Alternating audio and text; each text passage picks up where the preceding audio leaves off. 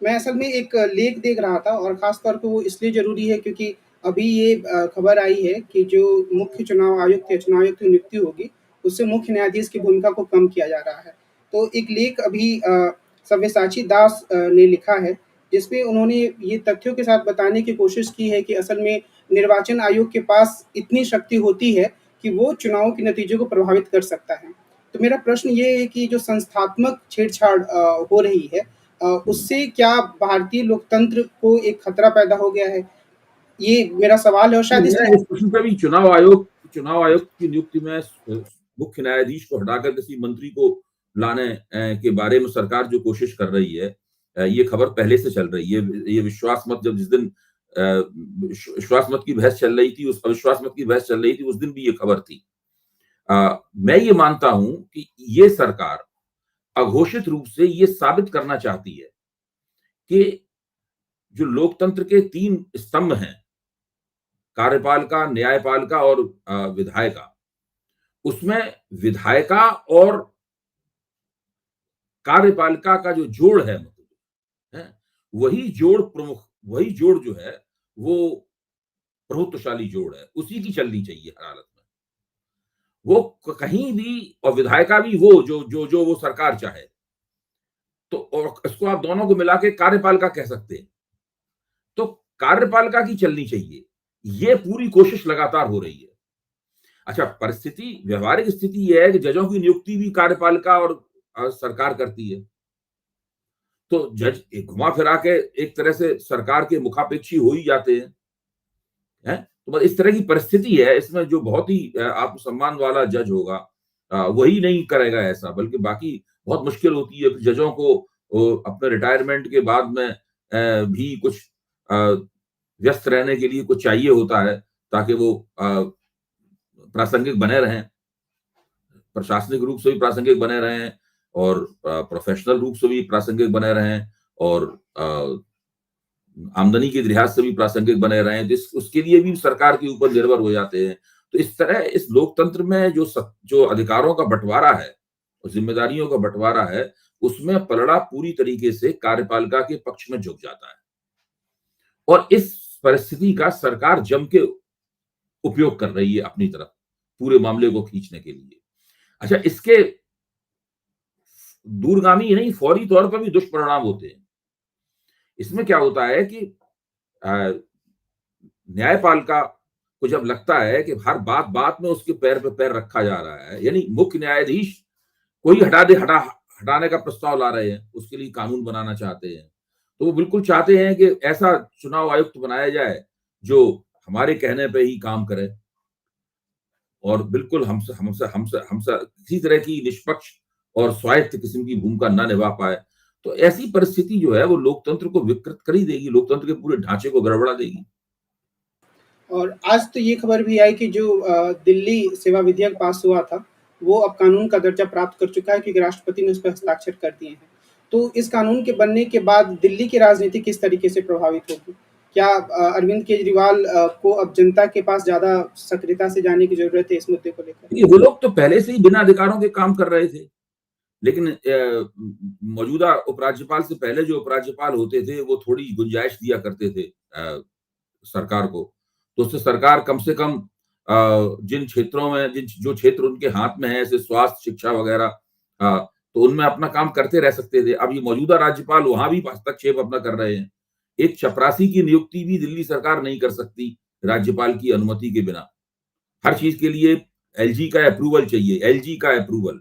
ये एक ऐसी लाइन है जो आप दिल्ली सरकार दिल्ली में जो भी सचिवालय में जाएं, कहीं जाएं, हर जगह आपको किसी दिल्ली सरकार की संस्था में जाएं, एलजी का अप्रूवल चाहिए, एलजी का अप्रूवल चाहिए। ये एक लाइन हर जगह आपको सुनने को मिलेगी। तो अब ये तो पहले से ही वो कर रहे थे और वो लोग जानते हैं, आम आदमी पार्टी वाले, कि ये बिल्कुल उनके लिए आर पार की लड़ाई है। या तो उनको खत्म कर दिया जाएगा या वे अपने अधिकारों को जीत लेंगे। वो बिल्कुल, और अधिकारों को तभी टिके रह सकते हैं जबकि वो जनता के बीच में अपनी पहुंच बनाए रखें और जब चुनाव की टक्कर हो तो वहां पे वो उसी ठप्पे के साथ जीत हासिल करें जिस तरह से उन्होंने पिछले 2 चुनावों में हासिल की। आपने इस हफ्ते एक लेख लिखा था दैनिक भास्कर में कि किस तरीके से जो राजनीतिक दल हैं, वो अपनी एंटी इनकम्बेंसी का मुकाबला करते हैं और एक अलग-अलग उसके मॉडल क्या हो सकते हैं। तो इस विशेष संदर्भ में कि जो आपके तर्क हैं, अगर आप हमें एक बार बताएँ तो शायद हमारे दर्शकों को देखिए, मुख्य समझने में तौर पे आसानी हो। जब मैंने देखा कि एनडीए के सांसदों के 40-40, 45-45 सांसदों के समूह बना दिए हैं भारतीय जनता पार्टी ने, और प्रधानमंत्री उनको अलग-अलग संबोधित कर रहे हैं।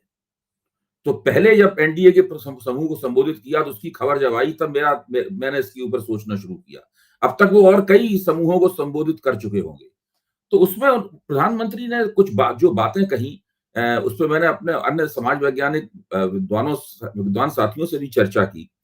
तो वो लोग भी इस बात को मान रहे थे और उन्होंने भी कुछ मुझे इसमें कुछ गहराई से देखने का मौका प्रदान किया। जैसे कि बड़ी-बड़ी बातें हैं, जैसे कि धारा 370, जैसे कि राम मंदिर, जैसे कि 5 खरब की अर्थव्यवस्था बनाना, जैसे कि विदेश नीति में मोदी और भारत का डंका बजना। ये सब जो बड़ी-बड़ी बातें हैं, प्रधानमंत्री का कहना ये था कि सांसदों को निर्वाचन क्षेत्र स्तर पर इन सब बड़ी-बड़ी बातों पे भरोसा नहीं करना चाहिए। वो एक तरह से वो ये भी कह रहे थे कि इन सब बड़ी बातों को वो उनके लिए छोड़ दें। ये बड़े-बड़े हथियार हैं, इसको प्रधानमंत्री चलाएँगे, गृहमंत्री चलाएँगे, ये सब सांसदों को नहीं करना चाहिए। दूसरे, प्रधानमंत्री को ये भी लगा होगा कि अगर वो लोगों अगर सांसद कहेगा देखिए 5 ट्रिलियन की इकोनॉमी बन रही है? तो सांसद तो जनता ये भी कह सकती है, भई हमें क्या मिल रहा है ये भी बता दो। तो वहाँ पे बहुत मुश्किल पड़ जाएगी। इसलिए सांसदों को चाहिए कि जनता के निकट जाएँ, उनके साथ मिलके काम करें और हमदर्दी हासिल करें।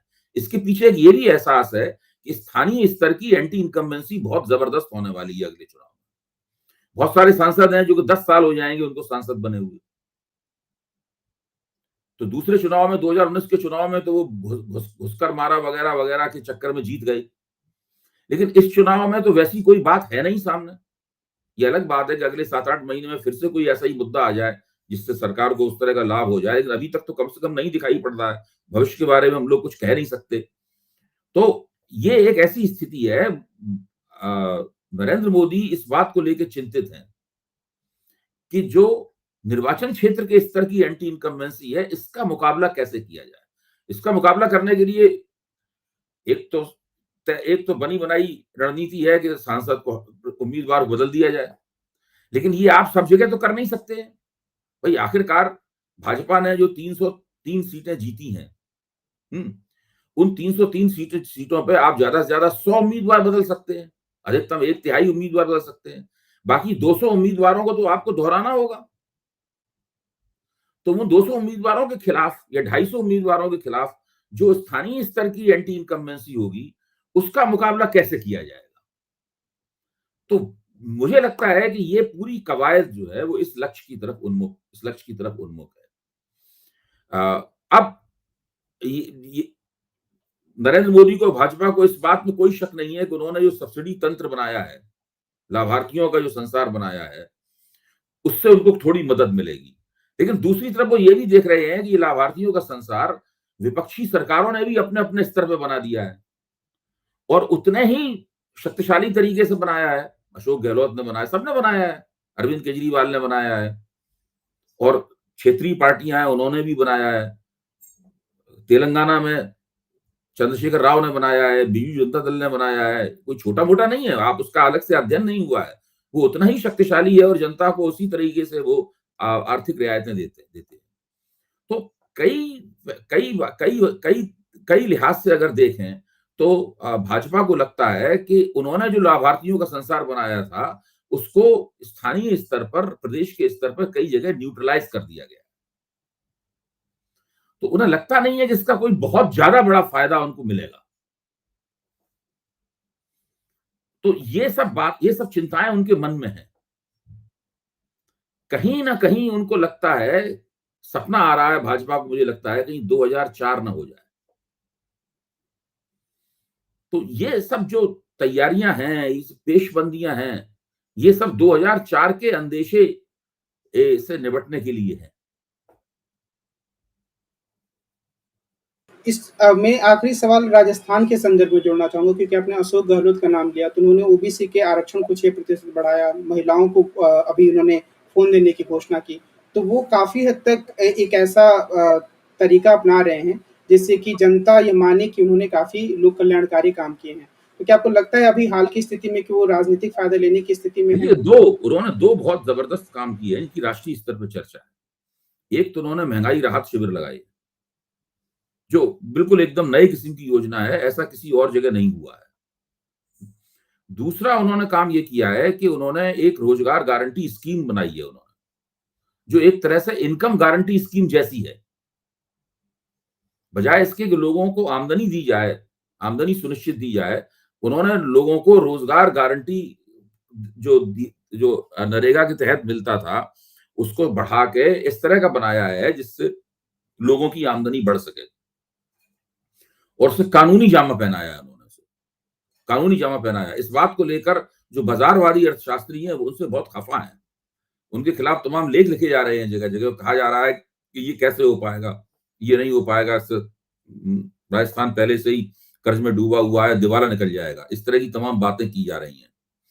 तो अब इन सब चीज़ों के राजनीतिक फलितार्थ क्या निकलते हैं, ये तो चुनाव में तय होगा। ये तो अक्टूबर-नवंबर में सामने आएगा। लेकिन ये सब करके उन्होंने राजस्थान में कांग्रेस को भाजपा से आगे कर दिया है। अब स्थिति ये है कि पहले भाजपा आगे चल रही थी, क्योंकि राजस्थान में हर चुनाव में सरकार बदल जाती है। अब स्थिति ये है कि अब कोई ये कहने को तैयार नहीं है कि इस बार भाजपा का नंबर है।